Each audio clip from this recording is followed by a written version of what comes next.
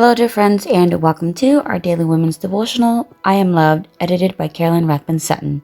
Today is April 17th, and the title of our devotional is The Power of Awkward, written by Jennifer Jill Schweizer. The Bible verse is found in Romans chapter 8, verse 28. And we know that God causes everything to work together for the good of those who love God and are called according to his purpose for them. Jennifer writes, at 22, I married my husband, who worked for the United States Forest Service as a tree planter. The two of us camped for the first season, drinking out of the glorious sparkling streams of the Northwest. Bad idea. I acquired a parasite called Giardia that wreaked havoc on my gut, causing it to distend chronically. I tried to find a lasting cure, but course after course of medication failed. Among other struggles, I looked pregnant. When a smiling friend asked one night at prayer meeting when my baby was due, I had to say, I'm not pregnant. Instead of being hurt or insulted, I shared about my illness, the many attempts to cure it, and the occasional discouragement. She listened empathetically and prayed for a miracle.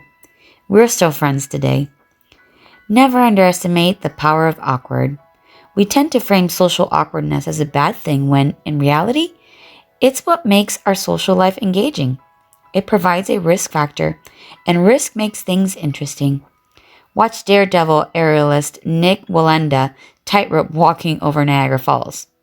It boosts adrenaline, doesn't it? Now imagine him walking the very same rope, but just a few feet off the ground. Not so exciting. The same is true for social tightrope walking. And what do we risk in socializing? Mostly that dreaded awkwardness that we all hate, but without which social engagement would be, Awkwardness provides even more than excitement. Those very moments of caught off guard, I feel weird, fumbling through the unscripted wilderness of socializing tend to soften and humble us, making us permeable to the bonding process. When I shared the struggle of my illness with my friend, we connected better than we would have without the awkwardness of her thinking I was pregnant. Since about 1/3 of us will suffer from an anxiety disorder at some point in our lifetimes, and since the most common subtype is social anxiety, might I suggest we make friends with it? The future will provide countless opportunities for awkward social interactions. These are also opportunities for God to bind us heart to heart with other awkward people. And Jesus in the manger, ruddy and helpless, showed us how to be vulnerable for the sake of love. Was not awkward part of his lot on the earth? Was it not ultimately a blessing for him and us? Jennifer Jill Schweizer, LPC, is a counselor and author residing in Orlando, Florida, United States of America, from where she directs Abide Counseling and runs a nonprofit ministry. She hosts a television show, A Multitude of Counselors, on the Three Angels Broadcasting Network. Everybody has been in an awkward situation one time or another.